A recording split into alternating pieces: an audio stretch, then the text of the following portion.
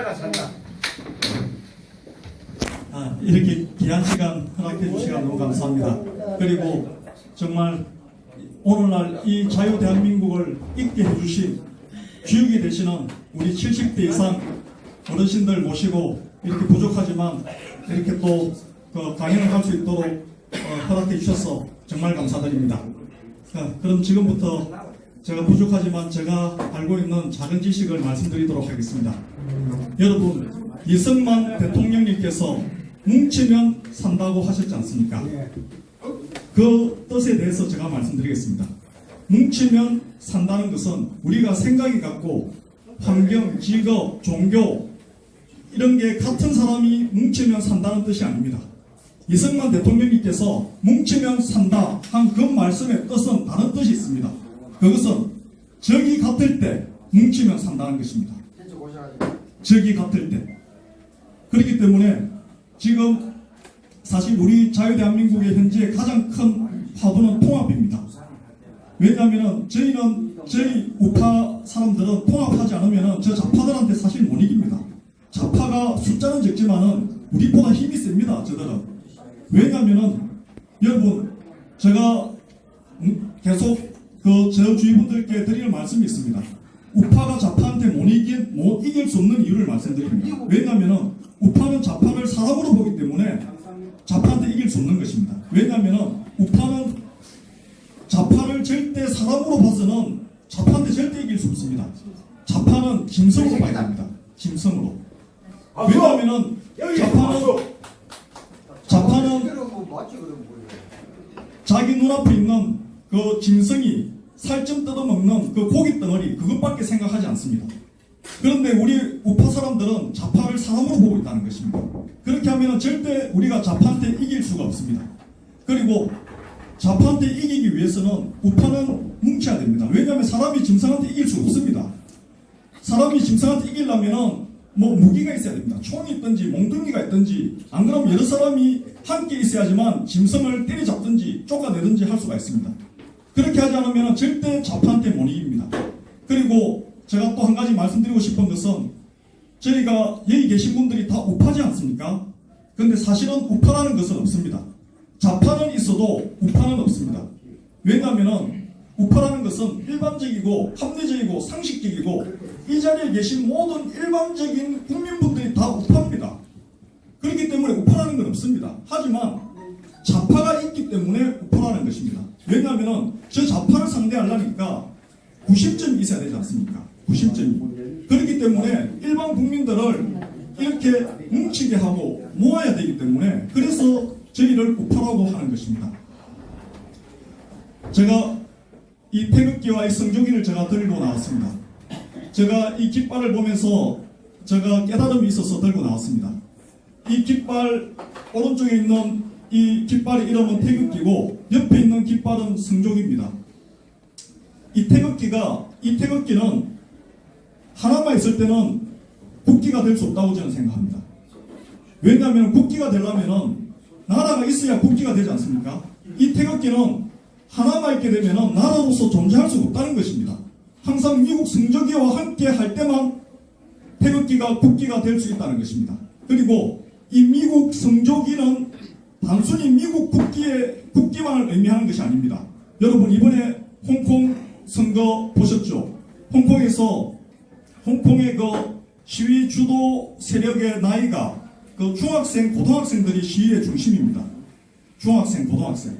그 홍콩 학생들이 반중, 반공, 자유화 요구 시위를 하는 데 있어서 홍콩 깃발 들고 시위 안 했습니다. 그렇다고 해서 영국 깃발 들고 시위 안 했습니다. 그 학생들이 미국 깃발, 미국 성조기 들고 시위를 했습니다. 왜겠습니까? 이 미국 깃발은 단순히 미국 국민들의, 미국 국가 깃발을 넘어선 전 세계인들의 자유와 인권을 상징하는 깃발입니다. 그래서 우리 자유대한민국은 항상 태극기를 들 때 미국 성조기와 항상 함께 들고 다녀야 됩니다. 그리고 이번에 홍콩 선거 우리나라 언론 보면은 참 우리나라 언론이 많이 거의 공사나 작용화되어 있습니다. 언론 보면은 홍콩의 학생들 저 시위를 민주화 시위라고 이야기합니다. 민주화 시위 아닙니다. 홍콩이 우리 자유대한민국 우리 사회보다 더 민주화된 사회입니다. 홍콩이. 그렇지 않습니까? 민주화 시위 아닙니다. 홍콩의 시위는 반공 시위이고 반중 시위이고 자유화 요구 시위입니다. 그리고 이번에 홍콩에서 그 반중 세력, 반공 세력, 자유화 세력이 85.2%로 압승했지 않습니까? 홍콩 그 어느 정당 정치 사상에서도 이 85.2%로 압승하는 것은 쉽지가 않습니다. 그렇게 압승을 한 가장 큰 이유 중에 하나는 그 홍콩 그 어린 학생들의 시위를 통해서 홍콩 시민분들이 공산자익의 실체를 알았다는 겁니다. 그래서 홍콩 선거의 압승의 원인은 공산자익들의 실체를 알았다는 것입니다. 이것은 정말 우리 자유대한민국 국민분들에게 시사하는 바가 정말 큽니다. 지금 우리 자유대한민국 특히 아시아권에 있는 나라들은 공산화되는 이유가 다들 속아서 공산화가 됩니다. 저 동구권 유럽에 있는 동구권 공산화된 나라들은 공산화되고 싶어서 공산화된 나라가 아닙니다. 저 나라는 힘이 없어가지고 소련한테 침략을 받아서 공산화가 되었습니다. 그런데 유교 불교 문화권에는 속아서 공산화가 됩니다. 그렇기 때문에 그러면 홍콩도 사실 유교 불교 문화지 않습니까? 그런데 그 어린 학생들이 부모님들, 할아버지 할머님 그리고 그 시민들을 깨운 겁니다. 마찬가지로 이 자리에 계시는 정말 우리 애국 국민분들께서도 사실 지금 저희가 상당히 힘이 약합니다. 지금 저희 우파 진영이 힘이 약합니다. 지금 제가 봤을 때는 정말 많이 약합니다. 하지만 지금 서서히 희망이 보이고 있습니다. 저희가 이렇게 정말 이렇게 자리를 같이 하고 또 시위에 참여하고 뭉침을 통해서 아직 그 중도에 있고 또 속고 있는 그런 사람들 저희가 아직 깨울 수 있는 시간이 저는 충분히 있다고 생각합니다. 그리고 이번에 홍콩 시위에 있어가지고 우리 언론에서는 범민주 세력의 압승이다. 신문에는 그렇게 나와 있습니다. 이 굉장한 왜곡입니다. 이 자익 세력들은 보면은 이 글자 한자 하나하나에 상당한 아주 왜곡과 기만, 그 속임수를 씁니다. 아주 우리 조금 전에 김준기 회장님께서도 말씀하신 그 4월 15일 또 그러면 8월 15일이고 뭐 이런 부분들 그 태양절이라든지 아주 교묘하게 자익들은 하나하나 체크를 합니다. 자익들은 왜냐하면은 그 자익들은 그 서성이 있기 때문에 그렇습니다. 서성 그러니까 사령부 본부가 있기 때문에 우리는 적극적으로 대응을 하지만은 정권이 매 바뀔 때마다 적극적으로 대응하지만은 저 자익들의 저 사령부는 저 김정은 정권이지 않습니까? 저 정권에서 아주 작은 1.1획 하나까지도 하나하나 지시를 내리기 때문에 굉장한 그 의미를 가지고 있습니다. 그래서 범민주 세력의 압승이라고 이렇게 언론 신문에서 이야기하고 있는데 그 정말 그 기만이고 왜곡입니다. 범민주 세력이 아니라 반공 세력, 반중 세력, 자유화 세력의 압승이다. 이렇게 언론에 나와야 정상인 것입니다. 5.18 민주화 운동에 대해서 다들 잘 알고 계시지 않습니까? 5.18 민주화 운동 그리고 우리나라의 민주화 운동이 얼마나 많았습니까? 지금 우리 자유대한민국 보면은 지금 현재 이 민주화 세력 나이가 보통 50대 초반에서 지금 60까지가 이 민주화 운동의 주도 세력들입니다. 주로 그 사람들이 지금 우리 자유대한민국을 공산화의 길로 끌고 가고 있습니다. 지금 저도 속았습니다. 저도 속았고 우리 국민분들이 많이 속았습니다. 민주화 운동하면은 우리는 사회정의 운동인 줄 알았습니다. 저는 그렇게 알았습니다. 불의에 한가하고 정말 정의를 위해서 정말 분열이 일어나가지고 독재에 한가하는 그런 사회정의 운동인 줄 알았는데 지나고 나서 보니까 속았던 겁니다. 왜냐하면 반공정신이 토대가 되지 않은 민주화 운동은 공산주의 운동이라는 것을 제가 뒤늦게 깨달았습니다. 즉 자유수호 정신이 밑바탕이 되어 있지 않은 민주화 운동은 공산주의 운동이었던 것입니다. 그리고 지금 현재 문재인 정부 민주당에서 그 언론이라든지 뉴스에 보도되는 내용을 보면은 민주주의, 민주화는 굉장히 입에 많이 담고 있습니다. 굉장히 남발을 합니다. 하지만 자유라는 말은 입 밖에도 꺼내지 않습니다. 자유가 붙지 않는 민주주의는 저는 공산주의하고 똑같다고 생각합니다. 그리고 우리가 공산주의라 하면은 우리 국민들이 속지 않습니다. 그렇게 해서 이 사람들은 공산주의를 안 하고 사회주의니, 사회주의, 좌익이니 이렇게 미화시켜서 이야기합니다. 이게 우리 국민들이 속고 있는 겁니다. 제가 이 공산주의를 미화시킨 말이 사회주의라는 것을 우리 국민들이 잘 분별했으면 합니다. 그리고 지금 공산 베트남, 지금 자유 베트남, 남 베트남이 저 북 베트남에 흡수되어 공산 통일되었습니다. 그 당시에 지금 우리 특히 젊은 세대들은 많이 속고 있습니다. 지금 우리 자유대한민국이 북한보다 국력이 100배, 80배에서 100배 정도 강하기 때문에 절대 공산화 될 수 없다 이런 말에 속고 있지만은 그 당시에도 남베트남이 북베트남보다 군사력이라든지 경제력이라든지 한 50배 강했습니다. 50배 강했고 인구는 2배 많았습니다. 그런데도 북베트남에 남베트남이 흡수 통일됐습니다. 그 흡수 통일된 이유는 그 언론, 정치, 종교계, 특히 종교계, 이 종교계가 이 공산 통일에 종교가 바로 서지 못하면 공산 통일의 길잡이가 된다는 것입니다. 예, 저 공산 통일의 길잡이가 된다는 것입니다. 그래서 그 사회가 무너져가지고 흡수 통일이 되었습니다. 흡수 통일이 됐는데, 그래서 그 통일된 그 베트남의 국명이 혹시 뭔 줄 알고 계시는 분 계십니까? 베트남의 국명. 공산 베트남의 국명을 제가 말씀해 드리겠습니다. 공산 베트남의 국명은 베트남 사회주의 공화국입니다. 베트남 사회주의 공화국. 그리고 저 소련, 지금 무너진 소련의 국명도 소비에트 사회주의 연방공화국입니다. 그렇다면은 우리 자유대한민국이 정말 상상하기도 싫지만은 끔찍하지만은 만약에 공산통일이 되었을 때 우리 자유대한민국의 국명은 뭐가 되냐는 것입니다. 우리 자유대한민국이 망하면은 국명이 뭐가 되냐는 것입니다. 우리의 국명은 우리 자유대한민국이 망하게 되면은 공산통일되면은 자유대한민국은 없어지고 새로 나타나는 국명을 제가 말씀해 드리겠습니다. 제가 이 말씀드리는 것은 경각심 차원에서 제가 말씀을 드리겠습니다. 조선 사회주의 공화국이 됩니다. 조선 사회주의 공화국이 우리 자유대한민국이 망하면은 새로 나타날 국명이 조선 사회주의 공화국입니다. 남베트남의 수도가 사이공이었습니다. 사이공이 지금 호치민시입니다.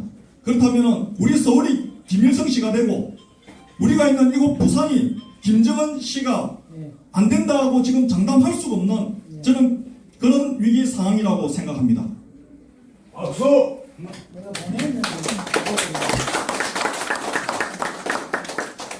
그리고 그 태양절, 북한의 태양절 4월 15일 김일성 생일인 북한의 태양절에 대해서 말씀드리겠습니다. 이 공산자의 가짜 진보 세력들은 아주 교묘합니다. 그래서 저희가 정말 이렇게 분별과 통찰력으로 통찰 있게 보지 않으면 저들한테 우리가 못 이깁니다. 우리 사실은 우파 국민분들이 속고 있는 게 뭐냐면 선한 사람이 항상 이긴다는 거 아닙니다. 선한 사람이 나쁜 사람한테 절대 못 이깁니다. 정직한 사람이 사기꾼한테 이길 수 없고 착한 사람이 악인한테 이길 수가 없습니다. 백단기 이야기해 주세요. 백단기 이야기. 예. 절대 이길 수가 없습니다. 그래서 이기려면은 저들의 실체를 우리가 정확하게 알아야지만 이길 수가 있습니다. 저들의 실체를 우리가 뭉치든지 저들의 실체를 정확하게 알든지 그렇게 해야지만 이길 수가 있습니다. 지금 저는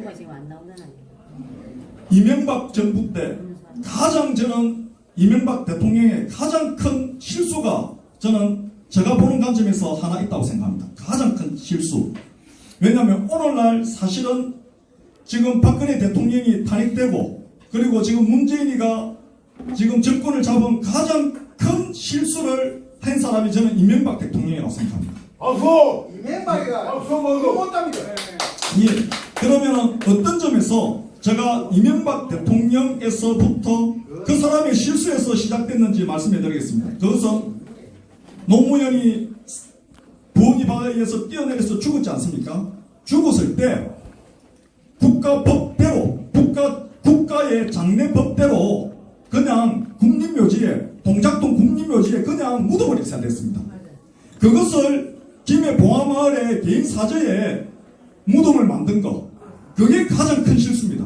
왜냐하면 성역을 만들어버린 것입니다. 북한이 오늘날 북한이 가장 신성시하는 데가 김일성, 김정일이 무덤인 금수산 태양궁전입니다. 마찬가지로 왜입니까? 그러니까 성지가 있어야지만, 성역이 있어야지만 그 공산 자익 세력들의 구심점이 되고 모이게 할 수가 있다는 것입니다. 근데 이명박 대통령은 교회 장로라는 사람이 왜 저 같은 사람도 알고 있는 걸, 그런 걸 저는 생각 못했는지 상당히 저는 실망스러웠습니다. 금수산 태양궁전과 마찬가지로 김해 봉화마을 그 사저의 묘역을 조성한 것, 저는 거기서부터 우리 자유대한민국이 지금 망해가기 시작했다는 것입니다. 저 자익 세력들이 다시 부활하고 지금 발언하는 그 시작이 되었다고 생각하는 것입니다. 그리고 제가 미국에 대해서 말씀해 드리겠습니다. 미국은 우리가 사실 우리 국민분들이 착각하는 게 있습니다. 저 공산북한은 우리의 적인 줄 알고 있습니다. 우리의 적. 저 공산북한은 우리만의 적이 아닙니다. 저 미국 국민들에게도 적입니다. 미국 국민들에게도. 그거를 우리 국민들이 굉장히 놓치고 있습니다. 그래서 저 트럼프 대통령의 어떤 그 행적에 우리 국민분들이 찬성도 하지만은 또 의하게 이해 못하는 부분들을 많이 언론에 노출시킵니다. 왜냐하면 우리만의 적이라고 생각하면은 어떤 미국의 어떤 외교 안보 정책을 이해할 수가 없습니다. 저 북한은 우리만의 적이 아니라 미국에게도 적입니다. 즉 다시 말씀드리면은 오늘날 우리 자유대한민국은 지금 이 자리에 계시는 저의 아버지 세대이시고 저의 할아버지 세대이신 어르신들의 희생으로 공산 침략을 막아냈기 때문에 오늘날 우리 자유대한민국이 존재하는 것이고, 제가 올해 나이가 48살입니다. 저 같은 40대가 정말 아무런 대가 없는 자유를 누리고 있는 것입니다. 지금 이 자리를 빌어서 정말 이 자리에 계시는 우리 어르신들께 자유대한민국을 지켜주시고, 또 정말 또 연세 드셔가지고 편안하게 노년을 보내셔야 되는데 또 이세 아들 손자들에게 또 자유를 물려주기 위해서 또 이렇게 불편한 몸 이끄시고 또 마지막 그날까지 헌신히 희생해 주시는 이 자리에 계시는 우리 어르신들께 제가 다시 한번 감사의 인사를 드리겠습니다. 감사합니다.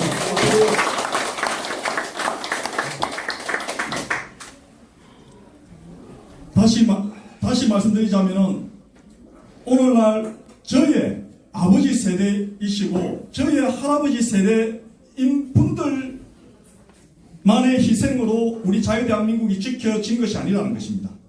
다시 말씀드리자면 오늘날 미국인들의 아버지이자 오늘날 미국인들의 할아버지 분들의 희생으로 우리 자유대한민국이 존재하고 있다는 것입니다.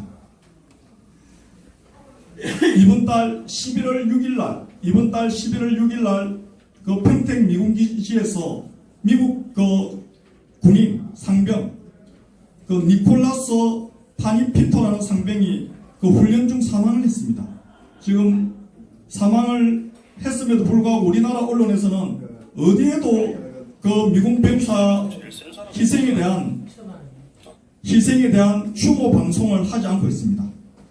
제가 이것을 보면서 여러분 한번 봐보십시오. 오늘날 미국인들의 아버지이자 할아버지 분들의 희생으로 우리 자유대한민국을 지켜줬고, 그리고 이제는 그 아들, 그 손자들까지도 우리 자유대한민국을 지켜주고 있습니다. 대를 이어서 미국은 우리 자유대한민국을 지켜주고 있습니다. 그런데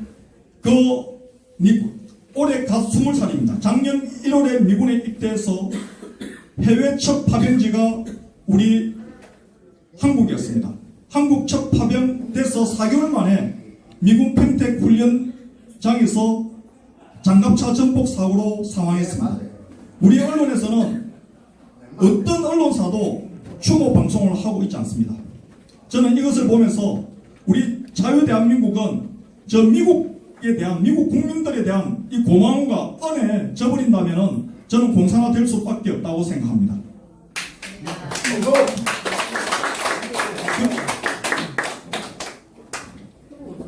홍콩의 그 학생들이 정말 그 희생하면서 시위를 해가지고 지금 작은 승리를 이뤘습니다. 홍콩 학생들의 승리는 다른 게 없습니다.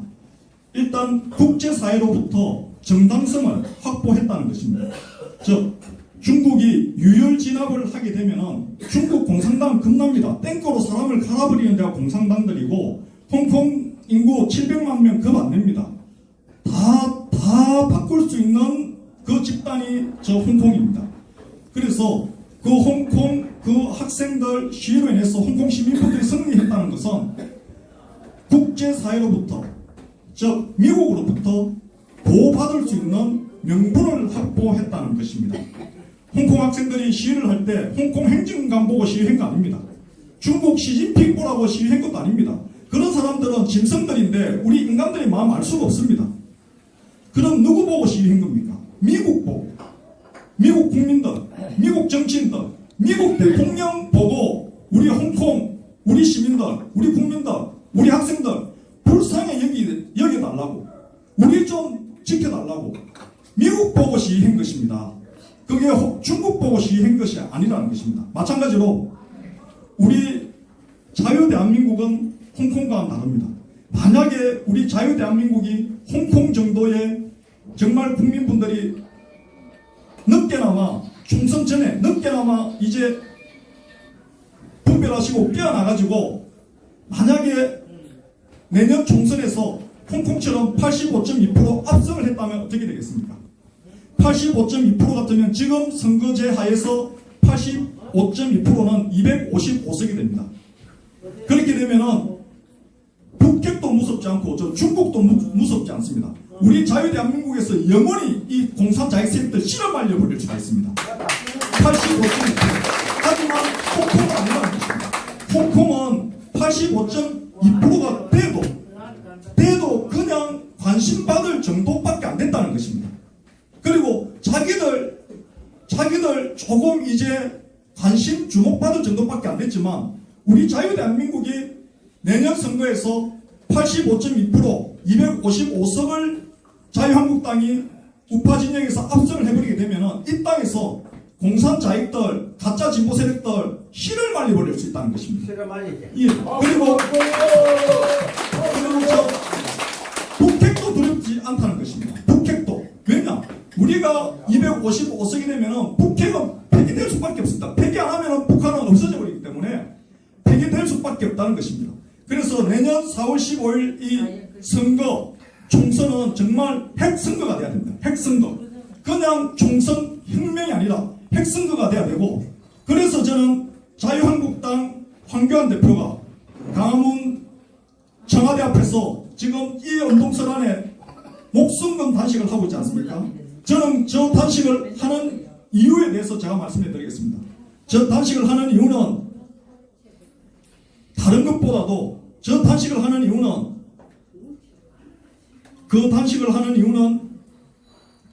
저 공수처, 연동형 비례대표, 그리고 자유한국당 불출마 유도 등 자유한국당 내 개혁, 이런 표면적으로는 그런 이유가 있지만 사실은 우리 국민들 깨우기 위해서 하는 겁니다. 왜냐하면 이렇게까지 내가 목숨을 걸고 단식할 정도로 이렇게 우리나라가 지금 위기 상황이고, 이제는 내년 총선이 지나고 나면은 이제 우리 자유대한민국의 공산화를 막을 방법이 없다는 것입니다. 하지만 지금 우리 국민들이 내가 목숨을 건 이 단식을 보고 우리 국민분들이 관심을 가지고 이 위기를 알게 되면은 막을 수 있다는 것입니다. 그래서 지금 현재 처음에 황교안 대표가 단식할 때는 정말 그 조롱이 많았습니다. 그런데 지금 6일, 7일째 되고 하니까 사실 이제는 겁을 내고 있습니다. 지금 청와대라든지 민주당이라든지 지금 겁을 내고 있습니다. 그리고 자유한국당 내에서도 원래 무서운 적은 내부에 있습니다. 자유한국당 내에서도 지금 황교안 대표 단식을 중단시키려고 합니다. 건강을 이유를 들어가지고. 제가 봤을 때는 절대 중단하시면 안 됩니다. 저렇게 단식하면서 죽든지, 저분이 죽으면 우리 자유대한민국 삽니다. 죽든지, 안 그러면은 공수처법, 연동형 비례대표법 폐기될 때까지, 그 결정한 날이 12월 17일입니다. 그 이후까지 끝까지 단식하셔야 됩니다. 끝까지 하다가 죽으면은, 돌아가시면 우리 자유대한민국 사는 겁니다. 근데 저는 그분이 그런 결기로 한다고 생각하고 있습니다. 저는 단순히 어떤 정치적 행위로 어떤 쇼로 하는 게 아니라는 것입니다. 예. 그나마 정말 저는 사실은 감사하게 생각하는 것은, 정말 이런 위기 시국에 정말 우리 나라를 불쌍히 해가지고 위기 때마다 정말 그 나라를 구하는 인물들을 보내주셨습니다. 우리나라는 위기 때마다 보내주셨는데, 특히 이수신 장군이라든지 그런 분들처럼 지금 위기 때마다 그 자유한국당 황교안 대표 같은 분이 대표가 됐다는 것, 그나마 저는 희망이 있다고 생각합니다. 그리고 저희가 공산 자익들한테 정말 속고 있는 게 있습니다. 한번 생각해 보십시오. 우리가 사실은 복지, 우리한테 뭐 많이 준다는데 복지에 안 속을 수 있겠습니까? 그리고 우리 사람이 양심이 있는데 정의에 안 속을 수 있겠습니까? 그리고 우리나라는 분단 국가이기 때문에 평화에 안 속을 수 있겠습니까? 그리고 민족에 우리가 안 속을 수 있겠습니까? 평화, 민족, 복지, 정의, 이런 거에 우리가 안 속을 수 있겠습니까? 저 공산 자익 세력들, 저 사회주의자들, 저 자익들이 하는 좋은 말은 전부 다 여러분들 가짜라고 생각하셔야 됩니다. 그런데 이런 부분들을 우리 국민분들이 알아야 됩니다. 평화 따라가면 공산화됩니다. 민족 따라가도 공산화되고, 정의 따라가도 공산화되고, 복지 따라가도 공산화됩니다. 아까 전에 고모님께서도 말씀하셨지만은 여러분 한번 봐보십시오. 우리 국고 가지고 이렇게 국민들한테 선심을 쓰고 있습니다. 국고를 가지고. 받는 국민들은 좋습니까? 받아가지고 우리가 거들라고 거지가 되지 않습니까? 그렇게 해놓고 돼지한테 사료미기 가지고 살찌야 키아가 잡아먹지 않습니까? 지금 우리 자유대한민국이 베네수엘라처럼 된다고 우파 진영에서 걱정을 많이 합니다. 저는 우리 자유대한민국이 베네수엘라 같이만 될 것 같으면 사실 저는 애국운동 안 합니다. 그냥 저 하는 일 계속합니다. 왜냐하면 베네수엘라 같이 그냥 좌경화 사회주의 정책으로 경제만 무너질 것 같으면 제가 이런 애국운동 안 한다는 것입니다. 왜냐? 우리 자유대한민국은 경제가 무너져버리면 공산통일이 되어버린다는 것입니다. 베네수엘라는 분단된 공산국가가 없습니다. 그런데 우리 자유대한민국은 공산된 분단국가가 있기 때문에 우리 자유대한민국은 공산통일되면 무조건 대량학살입니다. 여러분들께서 이 대량학살을 뭘 그럴까? 요즘 시대가 어떤 시대인데 전혀 그거는 너무 앞서간다 하지만은 대량학살은 1000%, 10,000% 일어납니다. 저는 대량학살이 일어나는 그 확신을 가지고 있고 왜 일어날 수밖에 없는지 제가 여러분들한테 지금 바로 말씀해 드리겠습니다. 먼저 예를 들자면은 베트남 국민 세 집 중에 한 집, 베트남 세 집 중에 한 집이 학살당하든지 사상교화소, 사상개조소 가든지 포토피플 됐습니다. 세 집 중에 한 집. 그리고 저 캄보디아 킬링필더 인구의 25% 학살당했습니다. 그리고 중국은 공식적으로는 2천만 명, 비공식적으로는 5천만 명 학살당했다고 그럽니다. 그러면 이 공산국가에서 공산진영에서 자유진영을 흡수를 하고 나니까 왜 학살을 하느냐? 그 학살 이유를 제가 말씀해 드리겠습니다. 그 학살 이유, 학살할 수밖에 없습니다. 왜냐하면 왜 학살을 할 수밖에 없는지 제가 이유를 말씀해 드리겠습니다. 지금 북한을 보시면은 장성택이 저 공업부도 죽이지 않습니까? 고위층들을 죽이지 않습니까? 계속 죽이지 않습니까? 우리가 생각했을 때는 그들이 무슨 큰 잘못해서 죽인 줄 알고 있는 분들이 있습니다. 그 죽일 때 저 사람들은 이유를 다 갖다 댑니다. 어떤 이유든 간에 우리가 봤을 때는 말도 안 되지만은 이유를 갖다 댑니다. 왜냐하면 박수를 건성건성 쳤다든지 이런 이유를 대지 않습니까? 그러면 이유가 중요한 것이 아니고 무조건 죽입니다. 왜냐하면 죄가 없어도 매년 죽여야 됩니다. 죽여야지만 정권이 유지가 되는 겁니다. 왜냐하면 이 공산주의 사회주의 국가는 운영하는 가장 큰 힘이 뭐냐면은 속임수, 거짓과 기만, 속임수와 공포심입니다. 그게 저들의 가장 큰 힘입니다. 그러니까 공포심이 있어야지만 그 정권을 유지할 수 있고 그 국가를 통제할 수 있다는 것입니다. 그래서 캄보디아에 250만 명, 인구의 25% 학살할 때 구실 붙인 게 뭐였냐면은 손이면은 죽였고, 안경 끼면 죽였고, 피부 휘면 죽였고, 대학 넣으면 죽였습니다. 그래서 베트남이라든지 캄보디아라든지 이런 데는 노동 생산성 인구가 굉장히 연령대가 낮습니다.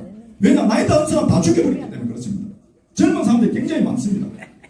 그럼 우리가 생각할 때는 그럼 공산당에서 구실을 붙인 게 뭐냐면은 농사 안 짓고 노동일을 안 했기 때문에 죽였다고 구실 붙였습니다. 근데 그거는 이유가 아닙니다. 구실입니다. 구실.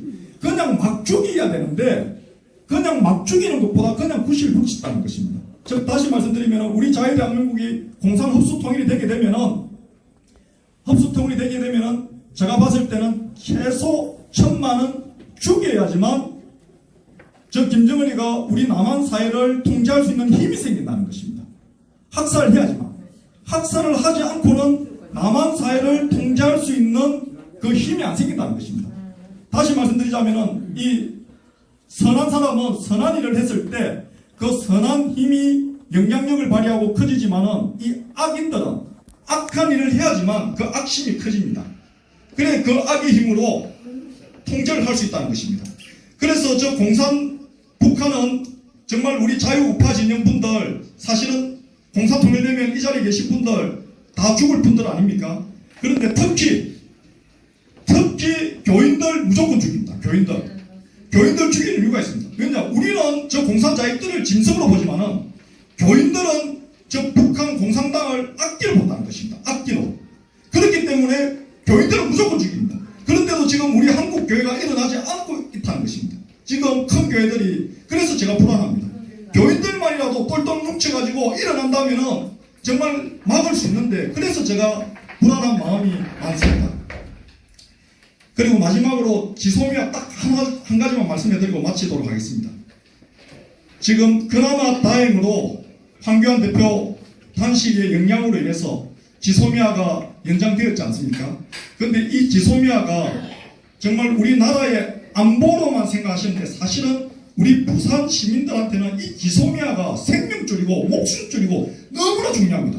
그래서 우리 부산 분들이 바보입니다. 사실은 이 지소미아 이야기할 때 사실은 서울, 경기, 수도권 사람들은 가만히 있어도 됩니다. 우리 부산 분들이 들고 일어나야 됩니다. 왜겠습니까? 왜 우리나라의 모든 군 감청장치, 전략자산, 군사무기가 저 수도권에 다 있습니다. 수도권에. 그럼 만약에 북한이 기습 남침해가지고 미사일 쏘가 될 때 우리 자유대한민국 정부와 국군이 우리 부산을 지켜줍니까? 안 지켜줍니다. 지켜줄 무기가 없습니다. 저 수도권에 다 있기 때문에. 그런데 우리 부산은 서울보다도 일본하고 더 가깝습니다. 그렇기 때문에 일본의 감청장비, 그 통신장비, 일본의 안보자산 범위 안에 들어가 있는 게 우리 부산의 안보입니다. 그렇기 때문에 이 지소미아가 우리 부산 시민들한테는 엄청나게 중요합니다. 그리고 김일성이가 우리 기습 남침했을 때 왜 공산통일 못 시켰습니까? 우리 부산 때문에 못 시킨 겁니다. 부산 때문에. 부산만 아니었으면 일본에서 군수물자도 못 들어오고 미군, 유엔군 상륙도 못하는 겁니다. 그래서 만약에 전쟁하면 부산에 지금 미사일 도발하면 450km에서 650km 지점으로 계속 도발합니다. 그건 부산이 타겟입니다. 왜냐하면 부산을 초토화해버려야지만 미군 본토 지원군이라든지 일본의 군수 지원이라든지 이런 부분을 막아버릴 수 있다는 것입니다.